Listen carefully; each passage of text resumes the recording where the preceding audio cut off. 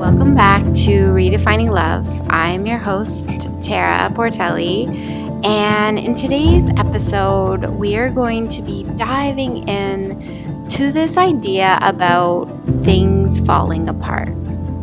There's no coincidences in life. I don't know if you guys have figured this out by now, but honestly, things happen for a reason. Everything is happening to take you in the right direction, even when things feel really bad or when you thought you were taking the right step or moving forward into the right experience. Everything is for a reason. And I am here to share my personal experience with this in this episode that I recorded when I was living literally in the jungle. For you guys that don't know this, I went and lived in the jungle alone for 2.5 months. It was supposed to be 6 months, but everything was pushing me to leave. And when I decided to go to the jungle, everything was pushing me to go into the jungle and to create a special healing space for my clients, but at the expense of myself. And that was the biggest learning that I had figured out from this experience. And so I share this personal story, actually also in video form, that you will see soon enough on my YouTube page. And you'll see me sitting in the jungle recording this episode. And the learning and the wisdom and the experience and everything, I mean, you are never going to look at your failures or what you feel is a failure the same again after you hear this episode. So sit back, relax, and enjoy this episode of Redefining Love. I came to the jungle to create a space here for other people to heal. And I found this beautiful location. It has the most amazing property. It has a pool. The house is beautiful. It has enough bedrooms for a small retreat. And I was really excited about this. And there was a moment that I went through in this process of taking this house that I was thinking, am I making the right choice? And then when I did a video tour of the house while I was in Canada, I was like, yes, I'm doing the right thing. And sometimes what happens in our lives is that even though we think that we're doing something for others, it's actually, in the end, it's for us. Because the one person that we need to focus on is ourselves. And it's always the last person on the list. And I just want to take you on this journey with me to show you how this experience living in this house taught me so much about me, about myself, about my patterns, about how I was showing up for myself or not showing up for myself. So when I moved into the house, it started right away. Things just stopped working. The electricity wouldn't work. The appliances were breaking. The washer machine stopped working. The internet wasn't working. Like, everything was not working. And I was patient and I allowed it to happen. And there was people in the house fixing things all the time. And it was one day after the other day, the next thing would break, the next thing would break. And it was just this constant flow of things not working out. And all the while, I'm trying to get this house ready so it could be retreat ready. And I was overwhelmed. It's raining every day. Everything's wet. I'm uncomfortable. Nothing's working. And I'm sitting there thinking, how am I going to do this? Like, how am I going to do this? And, I was talking with the person that rented me the house, and she's like, this is jungle school. This is like not for everybody. This is not an easy experience to be in the jungle. It's going to challenge you in ways that you're not used to. And so I navigated all of this challenge for 2 months straight. And I finally hosted my first retreat here. And it was perfect. It was ready. The house was ready. I had everything arranged and everything was flowing. The clients really connected with the space, with the energy of the house, with the nature here. There was blue butterflies everywhere, just, flying around. And it was just magical. And I felt grounded after 2 months of struggle. Like, I finally felt myself grounded. And I felt connected to the house. I felt connected to the nature. And the clients felt that because essentially, like, when people come into a space for their own healing work, like, the person who's facilitating or creating that space is like putting their personal intention into that. And like, for me, it's like everything is so meticulous. Like, the love and the attention that I pour into a retreat, because I want the result to be that that person is able to access their own transformation. And that's why I've been so successful with retreats. And that's why I've helped so many people to truly transform, not just to come to a mushroom ceremony in nature, in a beautiful place, come on a vacation and leave and be like, oh, that was really cool. And I learned a few things about myself. No, this is like a full body transformation. And it's really important to me that people are receiving the experience that maybe they weren't even expecting, maybe better. And I really know, and in my being, that part of the problem that we have in society is that we've become so reliant on the material realm, capitalism, making money, the next thing, power, all of these things that are outside of ourselves. And what people learn when they come into an experience like this is that all of those things didn't matter. It's not about that. That's not going to bring you joy. That's not going to bring you peace. You're not going to feel whole if you just continue to chase power, money, material things. I've had all of those beautiful things. I've had a beautiful house at the base of a mountain that was way too big for me. In a marriage, I've had all of those things, and I realized it just really overcomplicated my own life. And now I see clear that the more simple, the more minimalist you can live your life, the more you can just be. We've totally gone away from being with us, from our center, because we're so stressed. We're under so much pressure to keep up with this like hamster wheel of paying bills and debt and the house and the things and the kids and the sports and the social events and the parties and the business, and it's overwhelming. And so the biggest learning that I'm taking away from this human experience is that as you strip away those masks, as you strip away those things, you recognize that they were not really important, and you didn't actually need them in your life in order to be valued, to feel valuable. It doesn't necessarily mean that you're successful just because you drive a really nice car. I mean, that's a false sense of success. And to the outside world, maybe that's the persona you want to create, but that's not authentic. That's not who you are. Like, who are you without your job, without your career, without being a parent? Who are you when you strip away all of those roles, all of those things, all of the material facade? Who are you at the core of your being? And that's the biggest lesson that we have to learn in this lifetime. And as we strip away the material realm and we strip away this program that we've been conditioned and born into. And as we come back to center, into ourselves, into our hearts, and we connect with our hearts, we recognize and we realize that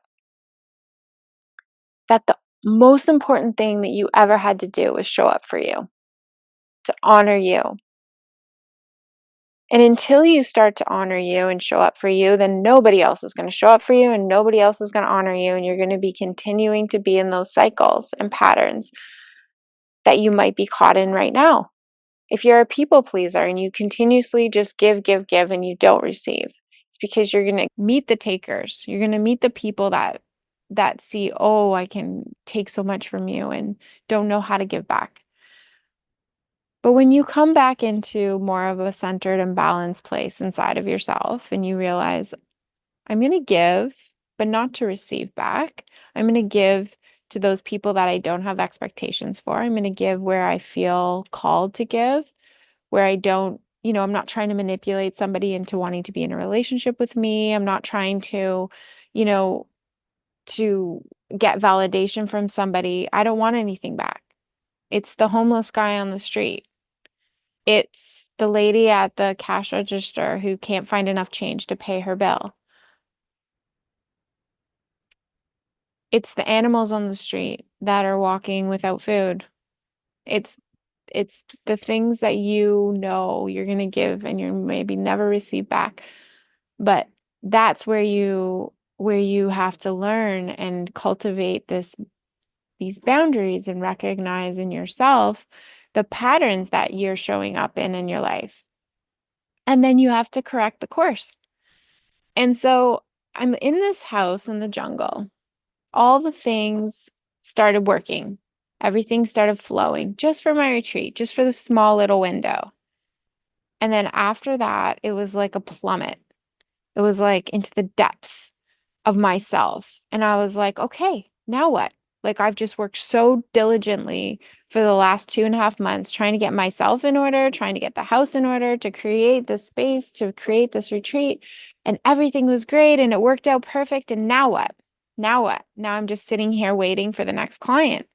Well, the location of the retreat play center is actually 30 to 40 minutes away from any of the things that bring me joy, that bring me love, that make me feel good inside. The gym, yoga, the sweat lodge, the grocery store to nourish myself. Everything is so far. So now I'm in a position where I'm sitting here waiting for clients, putting my life on pause. I have no social life here. I am alone and isolated in the jungle waiting for the next client. I'm not able to work out regularly like I'm used to. And my health is suffering for it. And so I'm just on pause in the jungle. But I've created this really beautiful place for all the other people. And then it dawned on me and I woke up. And it took a really hard situation in person to come into my life who really challenged me to recognize that, whoa, you're not filling your own cup. And when you don't fill your own cup, what happens? Then you need the next thing. You need the next client. You need the next project. You need the next relationship. You need all these things outside of yourself. But actually what you need to do is to give yourself all the things that you want to receive from others. All the things that nourish you, that you want, that you've been looking for outside of yourself. It's actually inside. If you just sat there and spent some time doing some nice things for yourself, if you put yourself in places where everything that you love, that's close to your heart, is available to you. If you didn't sacrifice everything for other people's healing, for other people's pleasure, for other people to be happy, if you just stopped ignoring your own happiness, if you stopped ignoring yourself in that equation, then the whole entire balance will shift. And that's what I realized. I woke up and I was like, this is crazy. I'm in this magical, beautiful place in the jungle where nothing is functioning. At this stage, I actually don't even have hot water. no laundry. The internet is shady still. Nothing's working that needs electricity because the electricity is the problem. And I'm putting my life on pause and hoping that the next client comes and I don't get to enjoy my life and my days and fuel myself and do the things for me that bring me love and joy and happiness. And so I pulled the plug. I woke up and I said, I'm sorry, I just can't do this anymore. This isn't working out for me. And it was such an empowering feeling because it was the first time that I was choosing myself over my clients, over my expansion of my business. All of these things in the program that we've been taught. Well, if you're not making, growth year after year, you're not succeeding.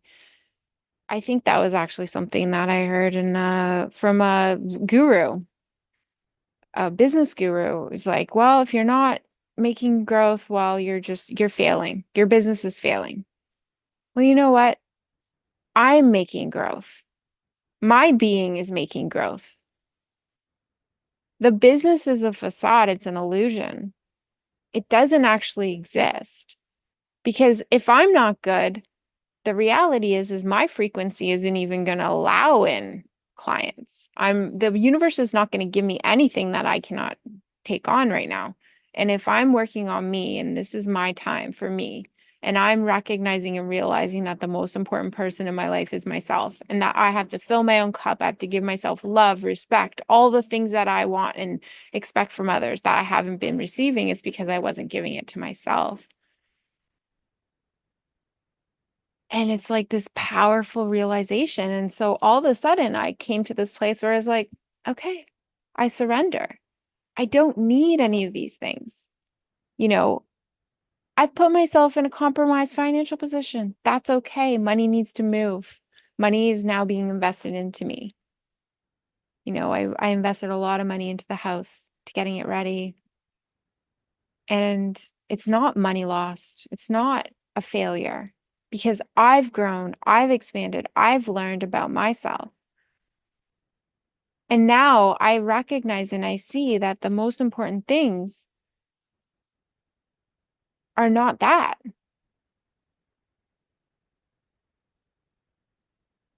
That it's not about it's not about everything outside of yourself. This is an illusion that we have created because that then you're dependent for your own happiness on your personal success, on what you believe and define as success. If I don't have any clients for the next month, does that mean that I failed? No. It just means that I'm working on me, and that's okay. And I think that this is a misconception that we've been indoctrinated into in this society is that if you're not working hard, you're failing. You're not good. You're not succeeding. You're not moving forward. Well, that's a lie. Actually, the stillness is what allows you to realign with the flow of universal energy so that you can then attract into your life what is meant for you. Because you can make up and create all the things. I mean, it's a co-creation in this life.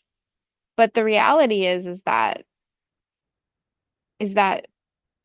what is meant for you is going to show up and what is not is going to redirect you. And so once you recognize that, and once you understand that things are going to be challenging, but they're not challenging because they're not helping you to grow and expand. They're challenging because they are helping you grow and expand and redirect yourself and go on the right path and do the things and help yourself grow and evolve and heal trauma and things that you've been faced with. Because we're all faced with it. You're not immune to this. We all come from some form of trauma because our parents were coming from some form of trauma. So this is the cycle that we're in. So when you think about your life, when you think about you feel stuck, you feel empty, it's time for you to make space for you, to start to fill your own cup, to do the things that you need to do to make yourself feel joy. Don't wait for somebody else to come along to do that for you. Do it for yourself. Create it, make it happen. Enjoy. Life is to be lived. It's not to be worrying and stressed and fearful and anxious or to be stuck in depression. It's time for us to like really just embrace it. Look around you. Like if you live anywhere near nature, look how magical and calculated nature is. It's this beautiful system that just exists without effort. It is. And we are just an extension of that, except the problem is we have these crazy brains that we try to overthink and make logic out of everything. And sometimes it's not that.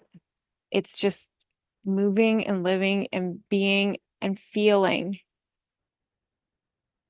all of life, expressing emotion, shifting when things aren't working out, filling your own cup, giving yourself joy, giving yourself compassion and self-love, not beating yourself up, trusting yourself a little bit more, trusting you're not alone, feeling guided. There's so much here. So I'm in the midst now of finding the perfect little place for myself, close to nature, but close to all the things that I love. And when the clients come, then I will move forward and continue my business. But right now, it's my time. So I hope that there's something in this for you. This has been such a crazy, massive journey. For me, the symbol of this experience is the phoenix. It's like burning down before rebirthing. And that's exactly what's happened to me. It's like everything that I thought I was, everything that I thought was important, everything that I thought I needed to do is all wrong. I see now clear. The only thing I ever had to do was take care of myself, to give myself what I need, to walk a life leading by example, to embody self-love, not just talk about it, to be that person that walks the talk. Wow. Listening to that back is so crazy because I'm sitting here almost 6 months later and I am a different person because of that experience. It literally opened up my heart in a way I've never been opened before. And it was so necessary in order to create and to do the things I'm doing today. So just remember that these challenges are here for a reason for you. They are not by accident, they are here by design. And I want you to remember that whenever you're in the midst of it, knowing that it's just temporary, that the hard times are not forever, but they're there to shape you. They are the sandpaper that is going to create the version of you for the future that you are meant to step into. Now, I help you to discover this version of you, to step into this empowerment in my course, Pain to Empowerment, that I offer, and you will have a 40% off discount code attached to the notes of this podcast episode. So if this is resonating with you, if you're taking something away, think about all the other people that could benefit from listening to Redefining Love. And it would mean so much to me if you would rate and comment on this podcast just so we can push it out to more people. I hope you have an amazing week, and until next time.